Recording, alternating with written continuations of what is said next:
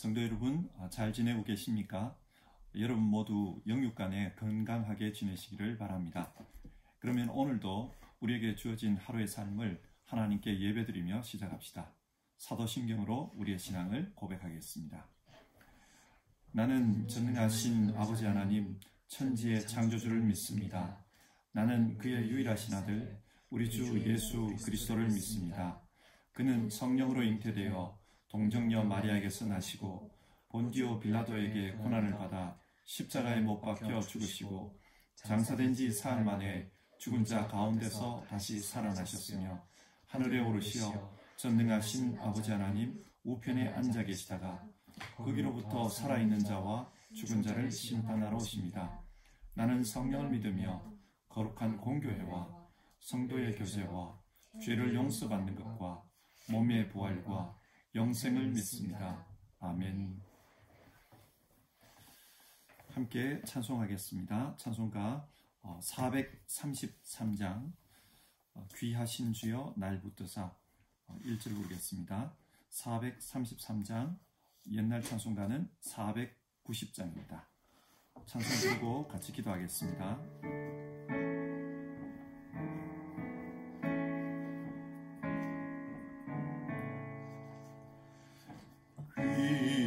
귀하신 주여 날 붙드사 주께로 날마다 더 가까이 저 하늘 나라 올라가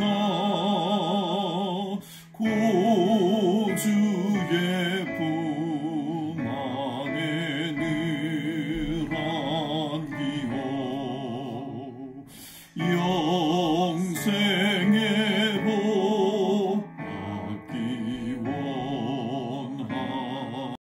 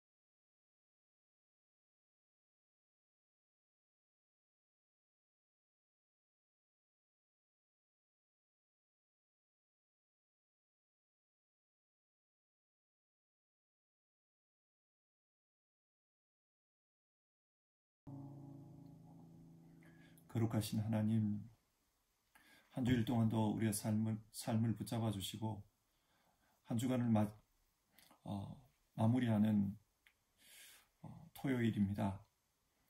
하나님 앞에 예배함으로써 우리의 삶을 돌아보고 또 하나님 앞에 예배하는 가운데 우리 자신을 준비해서 하나님을 예배하기 원합니다. 하나님, 우리와 늘 동행하여 주시고 우리의 삶을 통해서 하나님의 영광이 드러나기를 원합니다. 오늘도 예배하는 우리 한 분 한 분의 심령 속에 함께해 주시고 하나님의 영이 함께하여 깨닫게 하시고 진리로 인도해 주시는 역사가 있게 하옵소서. 예수님의 이름으로 기도드립니다. 아멘. 오늘 함께 살펴보실 성경 말씀은 요한복음 17장 6절부터 해서 19절까지의 말씀입니다. 신약성경 177페이지에 있는 요한복음 17장 6절부터 해서 19절까지의 말씀입니다. 주어진 말씀을 한 절씩 교독하겠습니다. 6절부터 읽습니다. 세상 중에서 내게 주신 사람들에게 내가 아버지의 이름을 나타내었나이다. 그들은 아버지의 것이었는데 내게 주셨으며 그들은 아버지의 말씀을 지켰나이다. 지금 그들은 아버지께서 내게 주신 것이 다 아버지로부터 온 것인 줄 알았나이다. 나는 아버지께서 내게 주신 말씀들을 그들에게 주었사오며 그들은 이것을 받고 내가 아버지께로부터 나온 줄을 참으로 아오며 아버지께서 나를 보내신 줄도 믿었사옵나이다. 내가 그들을 위하여 비옵나니 내가 비옵는 것은 세상을 위함이 아니요 내게 주신 자들을 위함이니이다. 그들은 아버지의 것이로소이다. 내 것은 다 아버지의 것이요 아버지의 것은 내 것이온데 내가 그들로 말미암아 영광을 받았나이다. 나는 세상에 더 있지 아니하오나 그들은 세상에 있사옵고 나는 아버지께로 가옵나니 거룩하신 아버지여 내게 주신 아버지의 이름으로 그들을 보전하사 우리와 같이 그들도 하나가 되게 하옵소서. 내가 그들과 함께 있을 때에 내게 주신 아버지의 이름으로 그들을 보전하고 지켰나이다.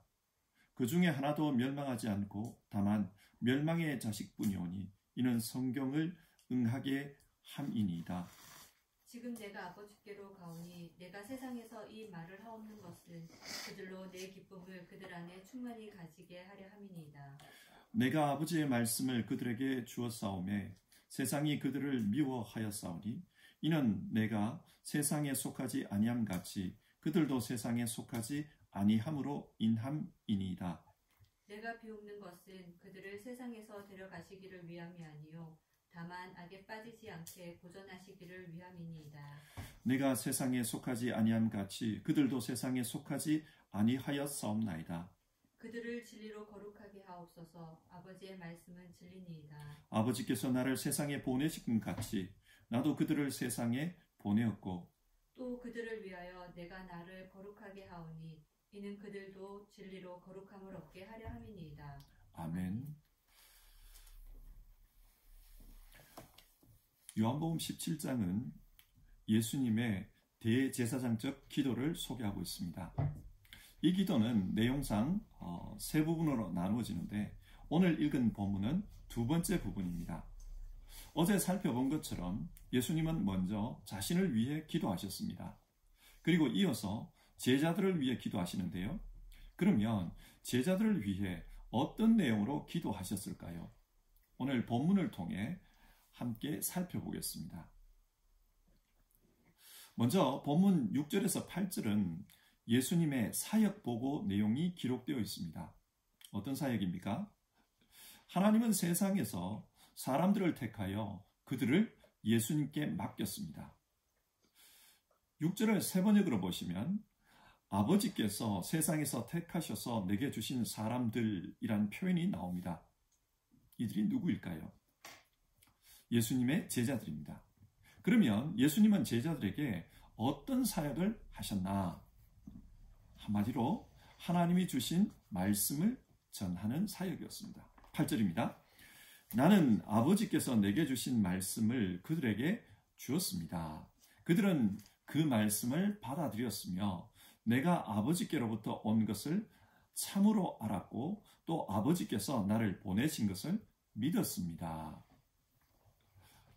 하나님이 주신 말씀을 전했더니 제자들이 그 말씀을 받아들였습니다. 그 결과 제자들은 어떻게 되었을까요?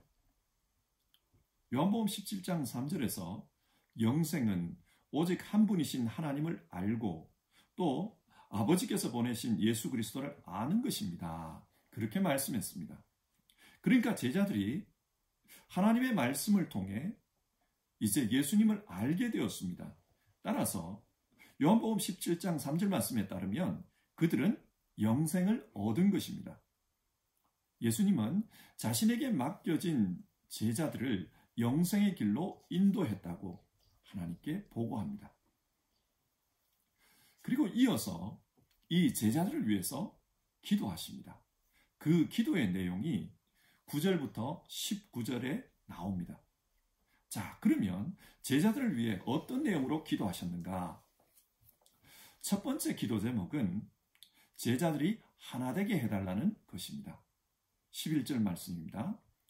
거룩하신 아버지, 아버지께서 내게 주신 아버지의 이름으로 그들을 지켜주셔서 우리가 하나인 것 같이 그들도 하나가 되게 하여 주십시오. 예수님은 제자들이 하나 되게 해달라고 기도하십니다.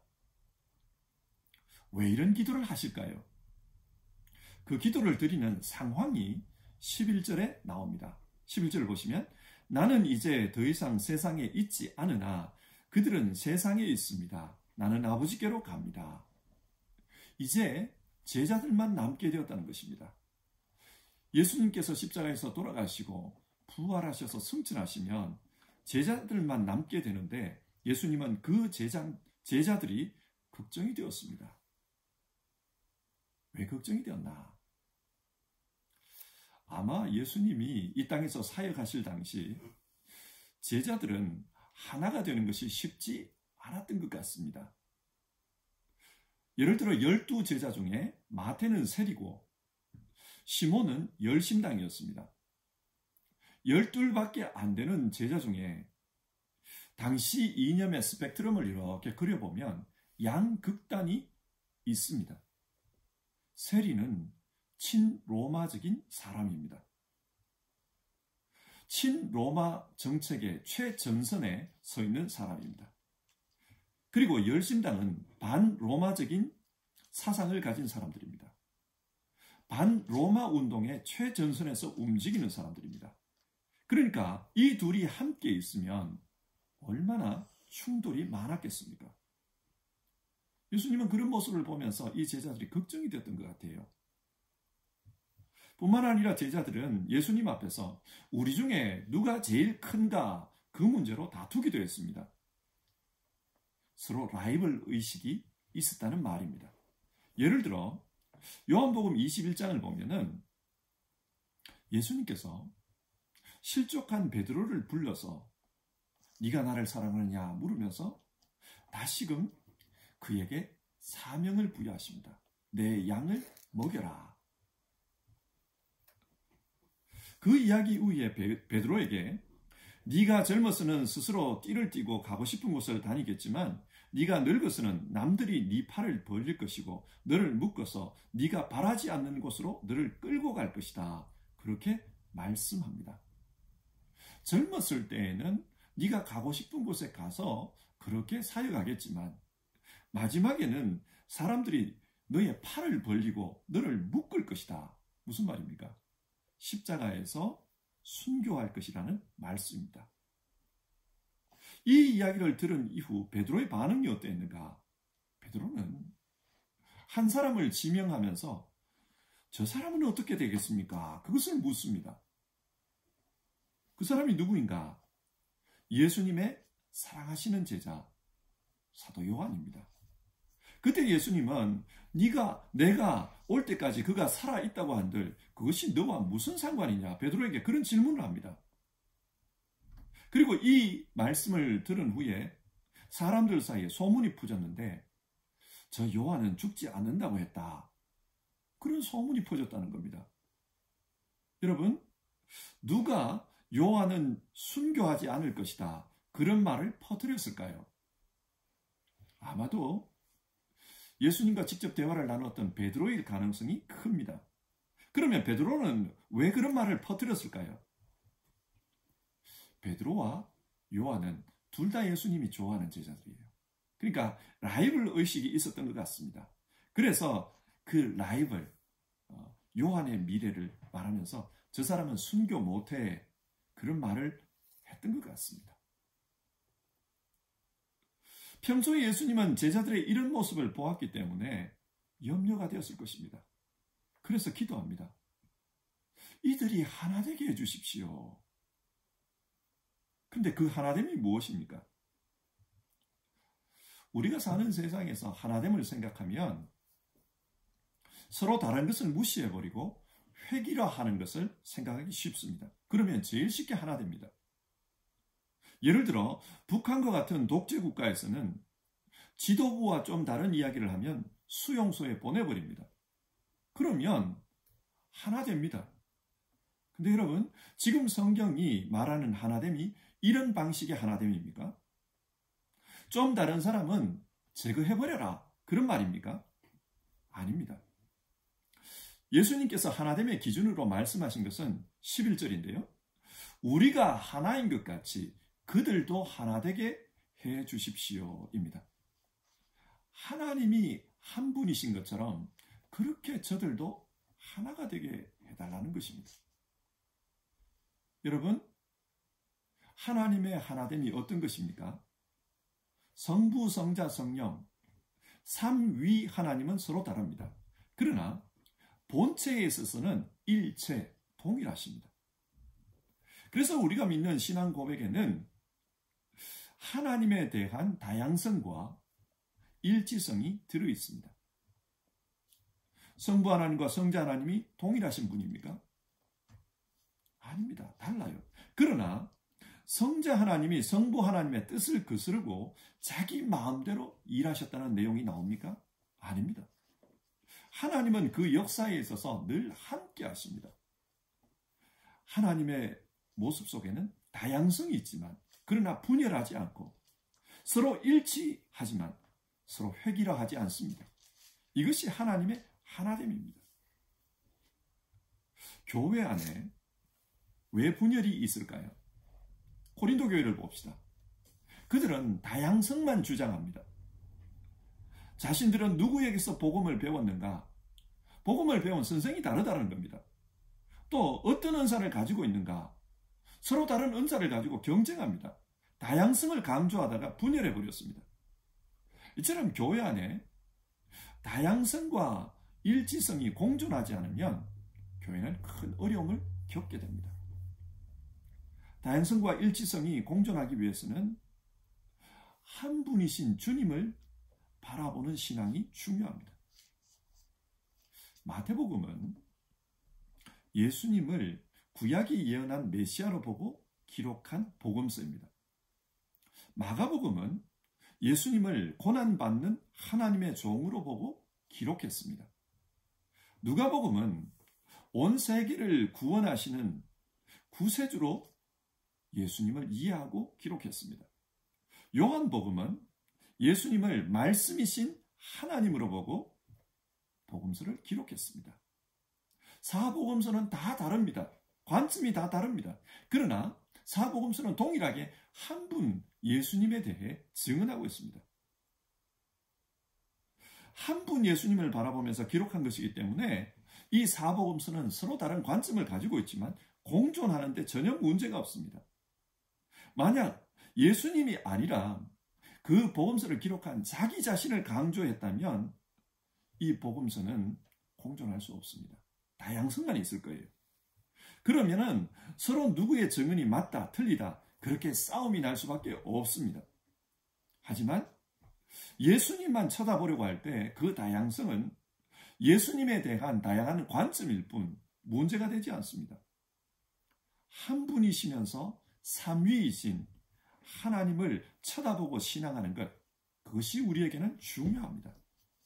교회의 중심이 하나님일 때 교회는 하나의 공동체일 수 있습니다.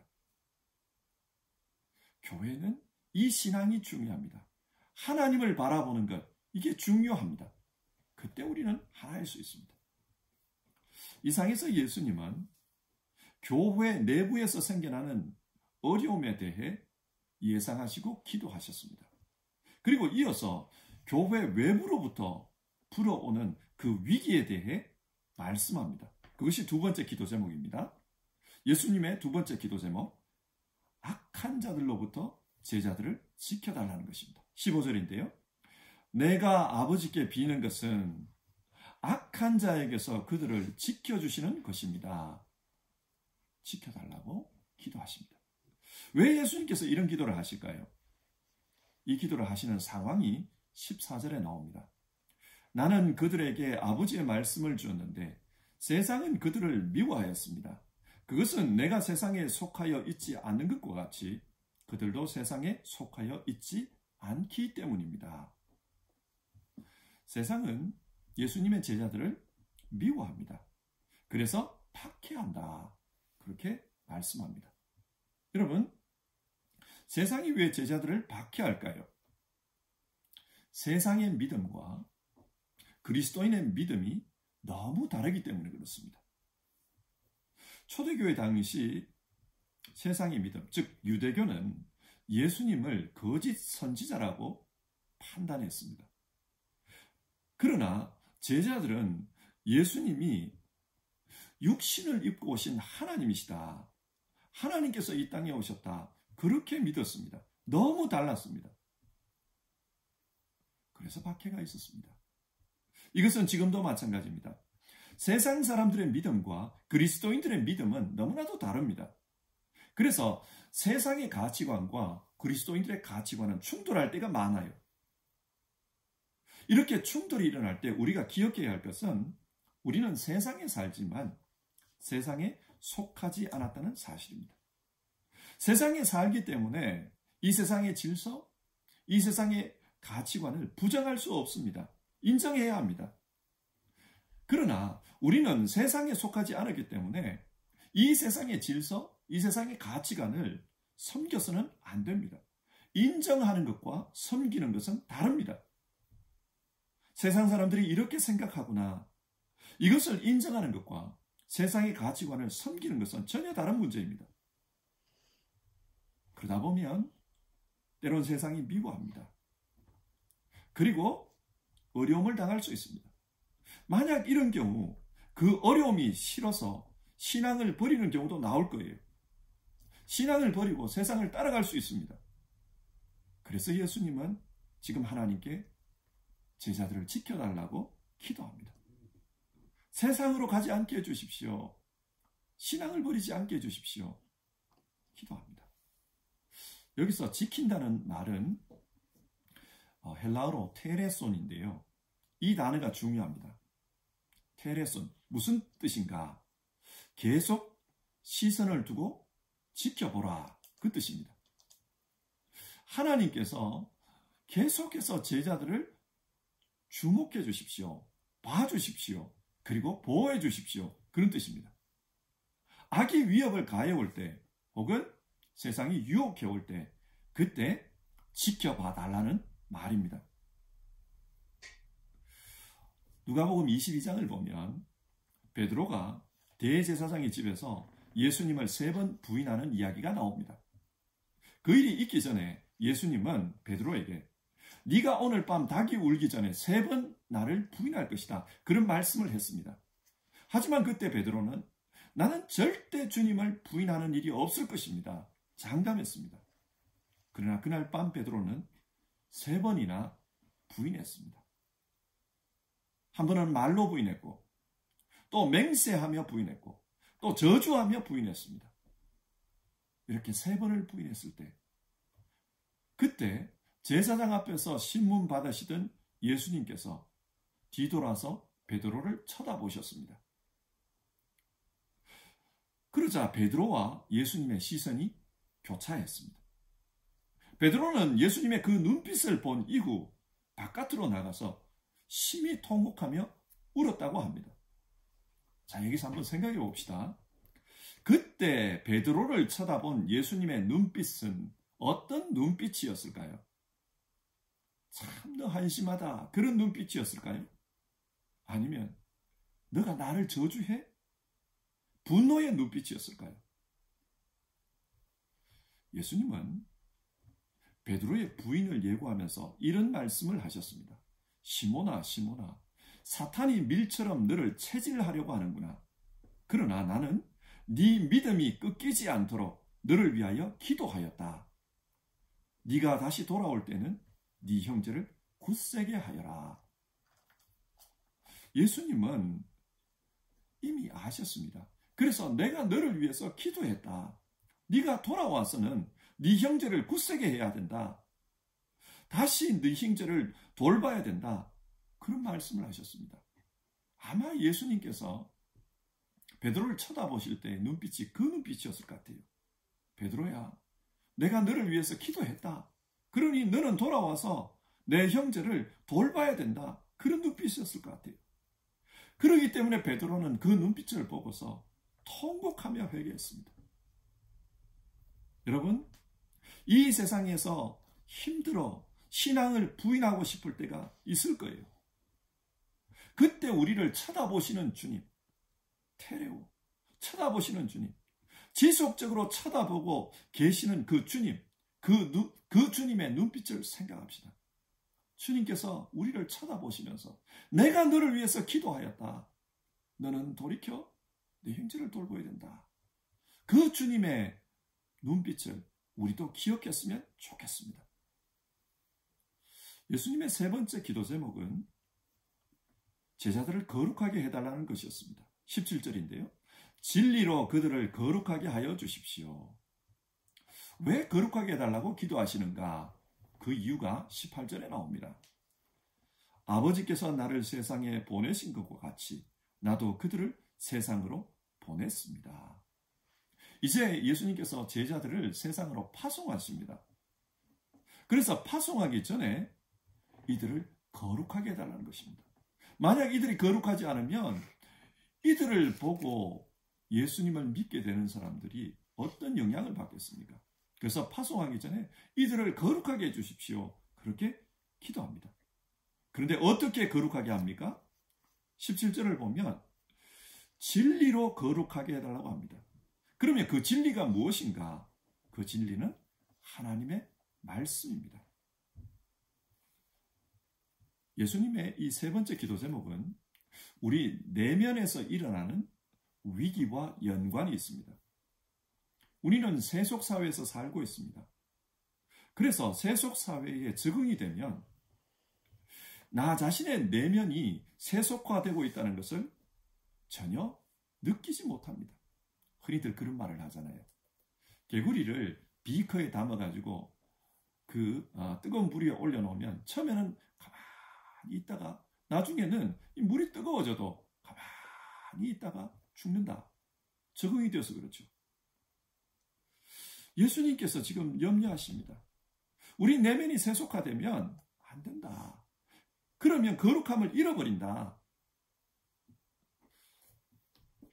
야고보서는 예수님의 동생 야고보에 의해 기록되었다고 전해집니다.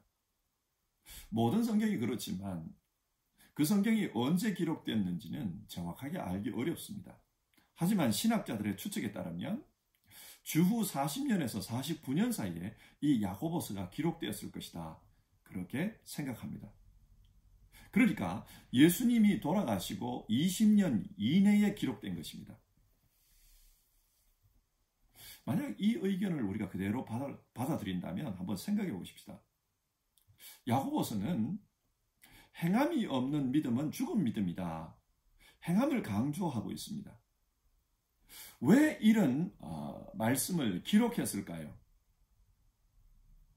초대교회 당시 예수님을 믿는다고 입술로 고백하는 사람들이 참 많았습니다. 그러나 야고보가 보기에는 그들이 입술로는 고백하지만 실제로 믿는 것 같지는 않다. 그런 생각이 들었던가 봅니다. 왜냐? 그들의 삶이 믿음과는 전혀 상관이 없다는 거예요. 그래서 영혼이 없는 몸이 죽은 것과 같이 행함이 없는 믿음은 죽은 것이다. 그렇게 말씀합니다. 여러분, 이 편지를 받는 사람들이 누구입니까? 야고보서 1장 1절을 보면 흩어져 사는 12지파라고 했습니다.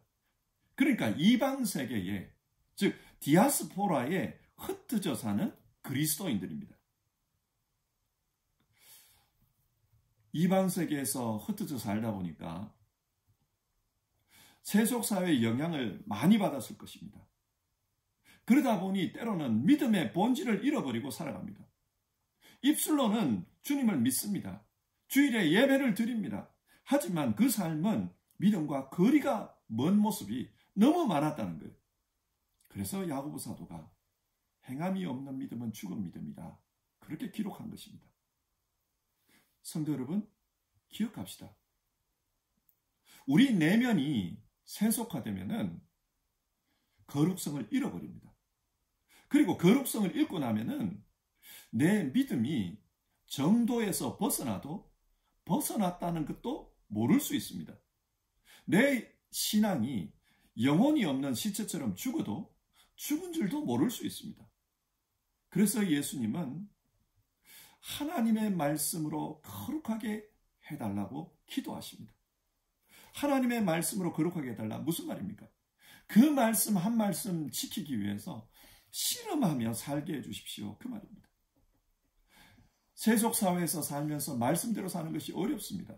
때로는 하나님 말씀을 믿고 따르면 저 사람 이상하다 그럴 수도 있어요. 하지만 그 말씀이 하나님의 말씀, 진리의 말씀이기 때문에 그 말씀 지키기 위해서 실험하는 믿음이 되게 해달라. 우리 주님께서는 그걸 기도한 겁니다. 하나님 도와주십시오. 저들의 심령 속에 이 말씀 붙들고 실험하는 믿음을 주십시오. 자, 오늘 말씀을 정리해 봅시다. 예수님은 하나님께서 자기에게 맡겨주신 사람들에게 영생의 복음을 가르쳤습니다. 그들은 이제 그 복음을 믿고 믿음의 삶을 살아갑니다. 그런데 예수님은 염려가 되었습니다. 어떤 염려입니까? 첫 번째로 내부로부터 생겨나는 위기입니다. 제자들이 이룰 교회 공동체가 내부에서부터 분열과 다툼이 일어나 스스로 무너지는 것은 아닌가, 그런 염려가 되었습니다. 그래서 하나님이 한 분이신 것처럼 그렇게 하나 되게 해달라고 기도했습니다. 두 번째는 외부로부터의 어려움입니다. 제자들은 세상에 속한 자들이 아니기 때문에 외부로부터 박해가 있을 것입니다. 그 박해 때에 어려움 때문에 신앙을 저버리지 않고 끝까지 신앙을 잡을 수 있게 해주십시오. 그러기 위해서는 하나님께서 그들을 쳐다봐 주십시오. 그리고 그들이 하나님의 시선과 교차할 수 있게 해주십시오. 그렇게 살게 해주십시오. 하나님의 눈빛을 기억하게 해주십시오. 그렇게 기도했습니다. 세 번째는 우리의 내면으로부터의 타락에 대한 염려입니다. 세속사에 살면서 거룩성을 잃어버릴 수 있습니다. 거룩성을 잃어버리면 신앙이 무너져도 무너진 줄도 모를 수 있습니다. 그래서 거룩함을 지킬 수 있도록 도와주십시오. 하나님 말씀 붙들고 실험하는 신앙 되게 해주십시오. 기도했습니다. 여러분, 예수님의 이 기도를 기억하면서 우리의 신앙을 한번 돌아봤으면 좋겠습니다. 그리고 우리도 예수님의 기도를 본받아 기도했으면 좋겠습니다.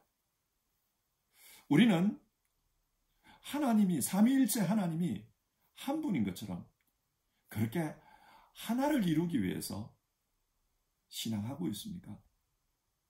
개인주의 사회, 내 신앙만 중요하고 내 가정만 중요하고 나와 관계없는 공동체는 중요하지 않다, 그렇게 생각하며 살고 있지는 않습니까? 공동체의 하나됨에 무관심한 것은 아닌지 오늘 이 아침에 한번 생각해 봤으면 좋겠습니다. 혹은 공동체 안에서 다른 사람들의 다양성을 무시하고 내 의견을 관철시키기 위해서 우리가 그렇게 행동하지는 않습니까? 우리 자신을 돌아봅시다. 그리고 기도합시다. 두 번째로, 세상 속에 살면서 신앙적인 어려움을 당할 때가 있습니다. 삶의 어려움을 당할 때가 있습니다. 그때 우리는 하나님과 시선을 마주치며 그렇게 사는지를 한번 돌아봅시다. 우리가 안 믿는 사람들과 있으면서 밥 먹을 때 식사 기도를 하는 것이 때로는 눈치 보일 수도 있을 것 같아요. 사람들이 쳐다볼까 봐 염려될 수도 있을 것 같아요. 주님께서 하나님에게 끊임없이 지켜봐 달라고 기도했습니다. 세상 속에서 자기 신앙을 지키기 위해서 그렇게 살아갈 때 끊임없이 쳐다봐 주십시오. 그렇다면 그렇게 기도하신 주님께서 오늘 우리를 위해서 쳐다보고 계시지 않겠습니까? 늘 우리 주님과 시선을 맞추며 그렇게 신앙하고 있는지 우리 스스로 한번 돌아봅시다. 나는 세속 사회 속에서 정말 주님과 시선을 맞추며 신앙하고 있는가?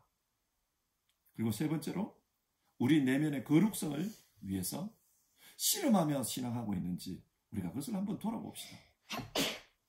하나님 말씀 지키기 위해서 그 한 말씀을 위해 실험하며 사는지 우리가 이 문제를 가지고 오늘 아침에 같이 기도했으면 좋겠습니다. 함께 찬송하고 기도하겠습니다. 찬송가 290장입니다. 290장은 옛날 찬송가 412장입니다. 우리는 주님을 늘 배반하나, 우리 1절 부르고요. 같이 기도하겠습니다.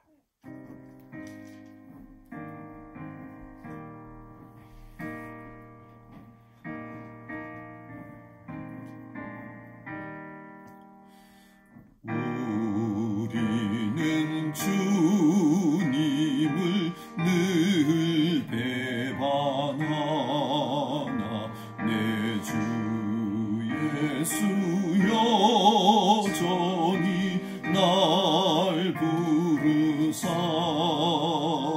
그 참되신 사랑을 베푸시나니 내 형제여 주님을 곧 따르라. 주 널 위해 비네 주 널 위해 비네 주 널 위해 비네 항상 비시네. 같이 기도하겠습니다. 오늘 예수님께서 하신 기도, 이 세 가지의 기도 제목을 가지고 우리 같이 기도합시다. 하나님, 삼위일체 하나님께서 한 분이신 것처럼 그렇게 우리도 하나 되어 신앙하게 하옵소서. 개인주의 시대에 하나님의 공동체, 교회 공동체, 신앙 공동체, 그 속에서 우리 하나 되며 신앙하게 하옵소서. 두 번째입니다. 어려움 당할 때 우리 주님과 시선을 교환하며 그렇게 신앙하게 하옵소서. 베드로의 시선을 쳐다보셨던 그 주님 생각하며 나도 어려움 당할 때 주님 날 쳐다보시며 내가 너를 위하여 기도하였다. 너는 실족하지 말고 다시 일어서라. 그 시선을 교환하며 신앙하게 하옵소서. 세 번째, 우리 신앙의 거룩성을 위하여 하나님 말씀 붙들고 하나님 말씀이 참되다는 것, 그것을 믿고 실험하며 신앙하게 하옵소서. 우리 이 세 가지 기도 제목으로 같이 기도해 봅시다.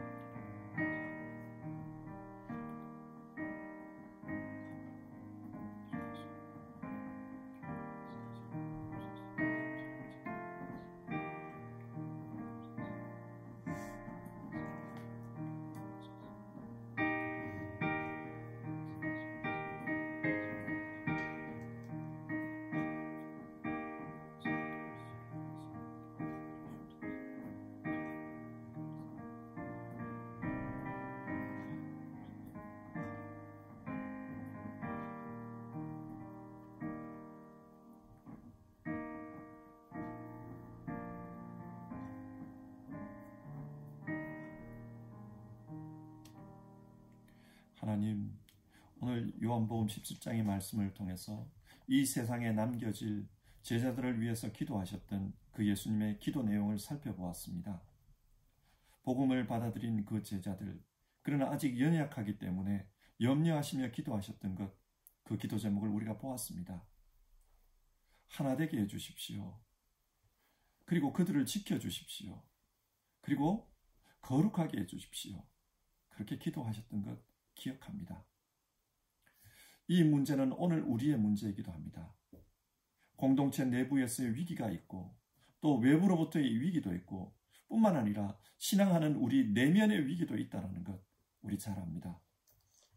우리 주님의 기도 내용을 생각하며 정말 바르게 신앙하는 우리 모두 되게 하옵소서. 주님, 하나님이 한 분이신 것처럼 사랑으로 한 분이신 것처럼 우리도 공동체 안에서 하나 되는 일에 힘쓰게 하옵소서. 하나님, 또 어려움 당할 때에 그 어려움 당한 베드로를 쳐다보면서 시선을 교환하셨던 그 예수님 기억하며 우리도 어려움 속에서 예수님의 시선을 생각하며 신앙하게 하옵소서. 또 우리 내면 속에서 신앙적인 단합과 부패가 일어나지 않도록 늘 하나님 말씀 붙들고 진리의 말씀, 그 말씀 앞에서 씨름하는 우리 되게 하여 주시옵소서. 하나님 말씀 중심의 신앙으로 이 어려운 시기 잘 견디고 또 이겨내는 우리 성도님들 다 되게 하옵소서. 오늘도 함께 예배하고 기도하는 그 성도님들의 삶 속에 기도의 삶이 풍성해지게 하시고 또 예수님의 그 기도가 이루어져서 우리 성도님들 정말 하나 되는 삶, 그리고 어려움으로부터 이기는 삶, 거룩한 삶 살게 하옵소서. 귀하신 예수님의 이름으로 기도드립니다. 아멘. 하늘에 계신 우리 아버지, 아버지의 이름을 거룩하게 하시며 아버지의 나라가 오게 하시며 아버지의 뜻이 하늘에서와 같이 땅에서도 이루어지게 하소서.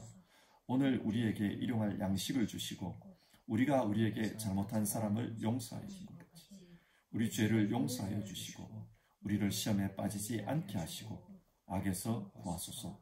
나라와 권능과 영광이 영원히 아버지의 것입니다.